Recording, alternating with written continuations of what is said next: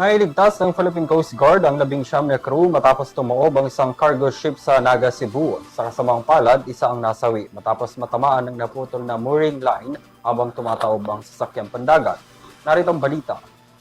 19 na crew ang nailigtas ng Philippine Coast Guard matapos tumaob ang isang cargo ship sa Berth 1 ng Apo Cement Port sa Naga City, Cebu nitong Miyerkules. Ayon sa Coast Guard District Central Visayas, nagkakarga noon ang MV Teresa 1 sa Berth 1 nang bigla itong tumagilid habang nagsasagawa ng deballasting procedures. Gumalaw ang mga laman nito na siyang naging sanhi ng tuluyang pagkataob ng sasakyang pandagat. Kinumpirma ng mga responder na may isang engine crew na natrap sa loob ng engine room.